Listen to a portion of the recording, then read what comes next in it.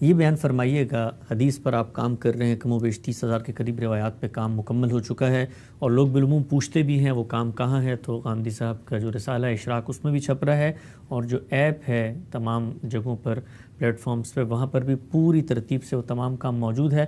غام صاحب، اس کام پر آپ حواشی لکھ رہے ہیں، آپ نے بعض جگہوں پہ بعض روایتوں کے بارے میں لکھا کہ حدیث میں جو بات بیان ہو رہی ہے یہ اصل میں وہی ہے، رسول اللہ کو کوئی خواب دکھایا جا رہا ہے یا رسول اللہ کے پاس کوئی فرشتہ آ گیا ہے بات چیت کر رہا ہے، تو آپ نے یہ لکھا ہے کہ جی یہ وہی ہے۔ سوال یہ پیدا ہوتا ہے کہ کیا پھر حدیث کے اندر بھی وہی بیان ہوتی ہے، اور اگر حدیث میں بھی وہی بیان ہوتی ہے تو پھر ہم تو وہی اللہ کی ہدایت کو کہتے ہیں، پھر اس کو دین کے سورسز سے الگ کیسے کیا جا سکتا ہے؟ پھر تو وہ بھی ایک مستقل سورس بن جاتا ہے۔ آپ وہی اللہ کی ہدایت کو کیوں کہتے ہیں؟ یعنی اللہ تعالیٰ اپنے پیغمبر کو وہی کرتے ہیں کہ تمہاری بیویوں نے فلاں غلطی کی ہے، تو اس میں آپ کے لیے کیا ہدایت ہے؟ اس وحی کا ذکر تو خود قرآن مجید کی سورہ تحریم میں ہوا ہے۔ یعنی رسالت مآب صلی اللہ علیہ وسلم کا ایک گھر کا معاملہ ہے، اس میں آپ نے ایک بات کہی ہے، ایک بیوی نے دوسری بات بتا دی ہے، اس پر رسالت مآب صلی اللہ علیہ وسلم نے توجہ دلائی ہے۔ توجہ دلانے کے بعد وہ بیوی پوچھتی ہیں کہ آپ کو پتہ کیسے چلا؟ تو آپ کہتے ہیں کہ نبانی العلیم الخبیر، مجھے اس ذات باری نے، اس علیم و خبیر نے بتا دیا ہے۔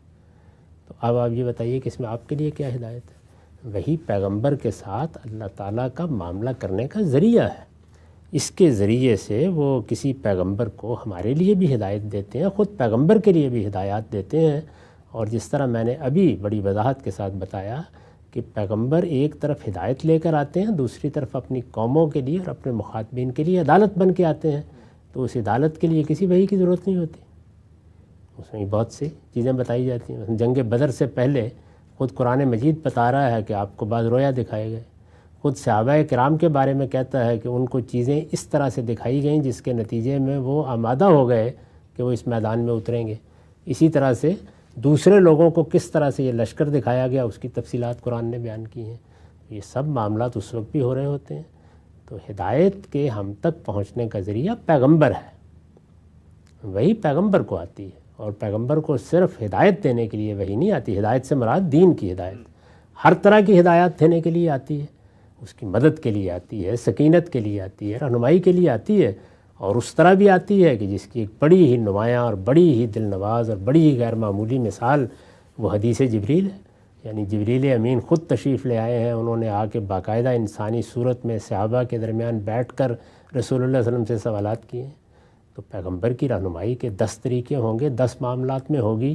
ظاہر ہے کہ وہ رہنمائی اگر قرآن کی صورت میں ہے، قرآن بھی تو وہی ہے، تو وہ بالکل مرتب منظم کر کے ہم کو دے دیا گیا۔ وہ اگر سنت کے لیے تھی، آخر رسالت مآب صلی اللہ علیہ وسلم کو بتایا گیا ہوگا نا کہ اب جو نماز پہلے پڑھی جا رہی تھی اس میں یہ تبدیلی کر کے نماز کو جاری کر دیں، روزے کو جاری کر دیں۔ بالکل قرآن مجید سے واضح ہے کہ روزے بھی حضور نے پہلے جاری کیے، نماز بھی آپ نے پہلے جاری کی، حج و عمرہ میں بھی اگر کوئی غلطی ہو رہی تھی تو اس کی اصلاح اسی طریقے سے فرمائی گئی۔ تو یہ سب جو کچھ کیا وہ وحی کی روشنی میں کیا، تو اللہ کے پیغمبر کے ذریعے سے یہ ہدایت ہمیں ملتی ہے۔ اس وجہ سے میں نے تو یہ کبھی یہ بحث ہی نہیں چھیڑی، یہ معلوم نہیں لوگ کیوں چھیڑتے ہیں اور کیوں کرتے ہیں۔ یعنی اللہ تعالیٰ نے یہ بتا دیا ہے کہ پیغمبر کے ساتھ اس کے رابطے کا ذریعہ کیا چیز بنتی ہے، وہ وہی بنتی ہے، اور اس کی بھی سورہ شورى میں 3 صورتیں بتائی ہیں کہ یہ ایسا نہیں کہ ایک ہی صورت میں ہوتی ہے، یہ مختلف صورتوں میں ہوتی ہے۔ تو اللہ کے پیغمبر کو ہدایت کیسے ملتی ہے، رہنمائی کیسے ہوتی ہے، ذاتی معاملات میں رہنمائی کیسے ملتی ہے، اس کو اس کی اپنی جد و جہد میں رہنمائی کیسے ملتی ہے، جس عدالت کو برپا کرنے کے لیے رسول آتے ہیں ان میں رہنمائی کیسے ملتی ہے، وہ سب وحی کے ذریعے سے ملتی ہے۔ اور وحی کے جس طرح کہ میں نے عرض کیا کہ طریقے بھی مختلف ہو جاتے ہیں، پردے کے پیچھے سے آواز آ رہی ہے، اللہ تعالیٰ کلام کر رہے ہیں، فرشتہ بھیج دیتے ہیں، وہ آ کے ہدایت منتقل کر دیتا ہے۔ اسی طرح رویا بھی ایک وحی کا ذریعہ ہے، خود قرآن مجید میں وہ رویا نقل ہوئی ہیں۔ سیدنا ابراہیم کا رویا تو شعراء آفاق ہو گیا، جس میں ان کو دکھایا گیا کہ وہ اپنے بیٹے کو ذبح کر رہے ہیں۔ تو یہ سارے ذریعے ہیں جن سے پیغمبر کے ساتھ اللہ معاملہ کرتے ہیں۔ ہمارے لیے ہدایت کا ذریعہ جو ہے اس میں وحی کا کوئی سوال نہیں ہوتا، وہ پیغمبر ہے۔ جب ہم نے دلائل کے ساتھ کسی ہستی کو پیغمبر مان لیا تو اب وہ ہمارے لیے دین کا ماخذ ہے۔ یہ چیز ہے جس کو بیان کرنے کے لیے میں نے اپنی کتاب میزان کے پہلے پیراگراف میں یہ بتا دیا ہے کہ اب قیامت تک دین کا تنہا ماخذ محمد الرسول اللہ صلی اللہ علیہ وسلم کی ذات والا صفات ہے۔ تو ہمارا دین پیغمبر سے شروع ہوتا ہے۔ پیغمبر تک خدا کی ہدایت کیسے آتی ہے؟ فرشتہ لے کے آ گیا، اللہ نے براہ راست کلام کر لیا، لکھی ہوئی تختیاں آسمان سے اتار دیں اور تورات کی صورت میں موسیٰ کے ہاتھ میں دے دیں۔ تو اللہ تعالیٰ ہمارا پابند ہے، وہ جہاں چاہے جس طرح چاہے اپنے پیغمبر سے بات کرے۔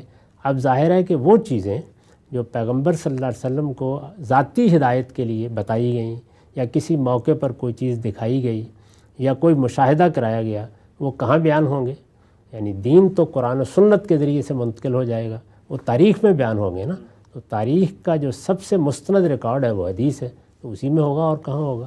تو اس لیے میں نے یہ بتایا ہے کہ یہ دجال کے بارے میں، اسی طرح قیامت کی نشانیوں کے بارے میں، فتن کے بارے میں، اپنے بعد میں پیدا ہونے والے حالات کے بارے میں جو اخبار النبی ہیں، یعنی یہ کس لیے ہوتی ہیں؟ اس لیے ہوتی ہیں کہ اللہ کے جس ہستی کو ہم نے پیغمبر مانا ہے اس کے بارے میں اور شواہد بھی آتے رہیں قیامت تک، تاکہ لوگوں کے ایمان میں ازدیاد ہو۔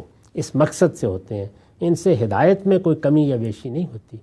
تو یہ روایتوں ہی میں بیان ہوں گے، اور کہاں بیان ہوں گے؟ ہم صاحب ایک مختصر سے پہلو اس کی مزید وضاحت فرمائیے گا۔ آپ نے فرمایا خواب دکھایا اور مختلف خوابوں میں اللہ تعالیٰ نے ہدایت دی، تو خواب تو آپ فرماتے ہیں تمثیل کی صورت میں ہوتا ہے، اور تمثیل کو ہم تک اگر وہ روایتوں میں پہنچا ہے تو ہم ڈیکوڈ کرتے ہیں۔ تو پھر مثلا وحی کے بارے میں تو یہ تصور نا کہ بالکل دو ٹوک واضح ہوتی ہے، تو مثلا رسول اللہ کو اگر کوئی وحی خواب کی صورت میں دکھائی گئی، اللہ تعالیٰ نے کوئی رابطہ کر کے ایک بات ان تک پہنچائی، تو آج علماء بیٹھ کے اس تمثیل کو ڈیکوڈ کریں گے، یہ تو وہ جو وحی کا مرتبہ اور شان ہے یہ اس کے خلاف نہیں ہے؟ نہیں، یہ وحی کے مرتبے اور شانیں یہ ہم اپنی طرف سے بیان فرمائیں گے۔